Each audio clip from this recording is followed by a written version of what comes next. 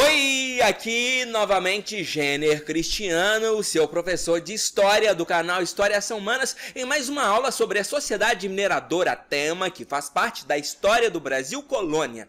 E na aula de hoje nós vamos analisar as características da sociedade mineradora. Vem com a gente!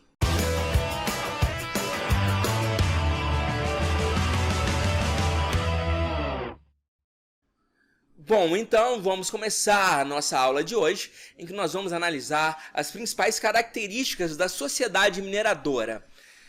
Algo que é muito cobrado em provas como o Enem, os demais vestibulares e concursos públicos de uma forma geral.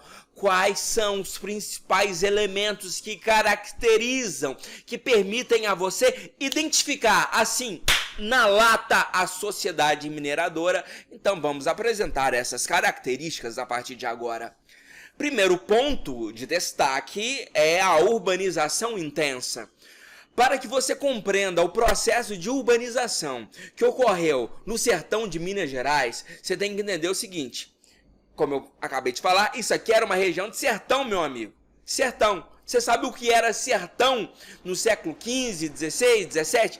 Sertão é uma região tomada por mata, floresta, é uma região distante do litoral, uma região com poucas povoações, um local de difícil acesso. Ou seja, quando nós falamos em sertão em Minas Gerais, nós estamos falando de uma região que era habitada pela população nativa, as várias tribos indígenas, a flora e a fauna.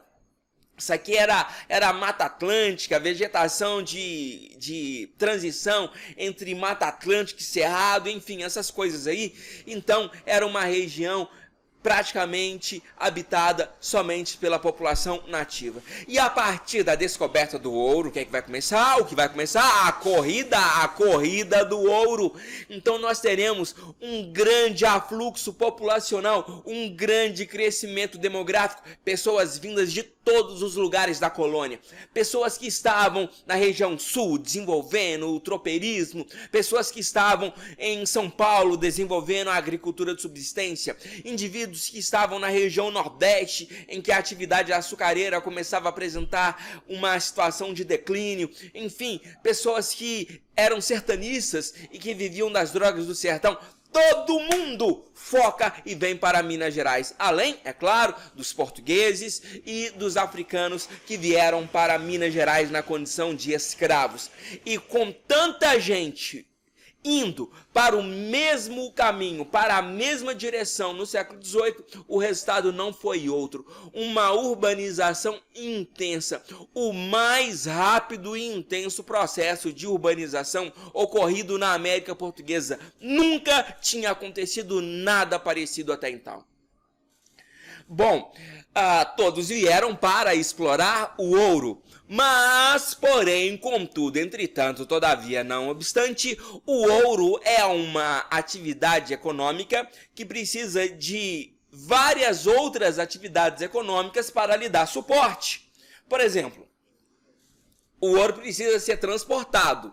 E qual era o principal meio de transporte nessa época? Mula. Então nós tivemos o desenvolvimento do tropeirismo.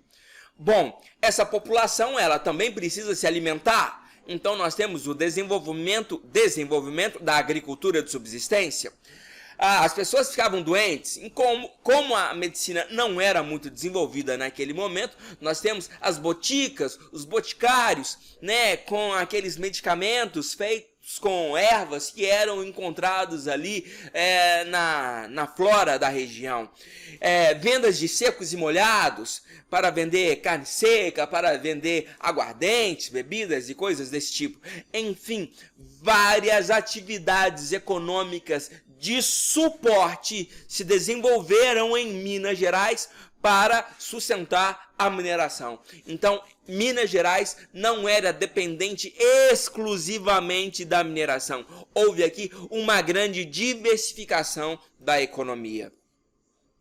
Bom, esse ambiente urbano e com economia diversificada vai possibilitar às pessoas que viviam aqui possibilidades de mobilidade social. Sim, mobilidade social. Então vamos falar dos casos mais extremos. O indivíduo ele poderia nascer escravo, desenvolver uma relação de amizade e de confiança com o seu proprietário, ter a possibilidade de trabalhar durante algumas horas do dia para acumular pecúlio, ou seja, para acumular uma poupança, para acumular recursos próprios, e depois de alguns anos, essa pessoa poderia comprar a sua liberdade, a sua alforria, deixando de ser escravo. E o que acontecia era o seguinte: o que definia a condição de uma pessoa como livre era a negação da escravidão. Então a melhor forma de negar a escravidão era comprando escravos. Então era muito comum que os negros, mulatos alforriados, comprassem escravos e passassem a viver do trabalho dessas pessoas. Ou seja, ex-escravos que conquistaram a liberdade e mais tarde tiveram a condição de comprar escravos para definirem a sua condição como pessoas livres. Ou seja, havia uma grande possibilidade de mobilidade social. Essa é uma mobilidade social intensa. Deixar de ser escravo, conquistar a liberdade e depois ter a possibilidade de comprar escravos, ou seja, tornar-se um senhor ou uma senhora de escravos. Então, essa possibilidade de mobilidade social, ela é uma característica marcante da sociedade mineradora, algo que, por exemplo, era bem mais difícil na sociedade açucareira, que era uma sociedade bipolarizada, basicamente entre os senhores de engenho e os escravos. E a gente ainda vai fazer uma aula analisando as diferenças entre a sociedade mineradora e a sociedade açucareira. E o ponto de maior destaque, claro, isso aqui agradou demais a coroa portuguesa. Minas Gerais acabou se transformando no novo centro, o novo eixo econômico da colônia. A atividade açucareira estava em declínio. Sabemos que após a invasão holandesa, melhor dizendo, após a expulsão dos holandeses, eles desenvolveram a capacidade, desenvolveram um know-how, por dizer assim, conhecimentos técnicos na produção e refino de açúcar. E montaram os engenhos, montaram uma estrutura de produção de açúcar no Caribe. E acabaram se transformando nos maiores produtores de açúcar do planeta Terra. Eu estou falando especificamente da ilha de São Domingos, tivemos também a ilha de Cuba. E assim, a atividade açucareira no Brasil entrou em declínio. E aí veio a mineração, se transformando no novo eixo econômico que iria sustentar a coroa portuguesa, o Estado Nacional Português, ao longo do século XVIII. Então, terminamos aqui. São essas as principais características da sociedade mineradora. Na próxima aula, nós vamos analisar o Barroco. Se você gostou dessa aula, então deixe o seu like, deixe o seu comentário, inscreva-se em nosso canal, ative o sininho. E se você gostou demais, compartilhe essa base de conhecimento do canal Historiação Humanas nas redes sociais. Isso vai ajudar demais a gente. Um forte abraço, galera, e até o nosso próximo vídeo.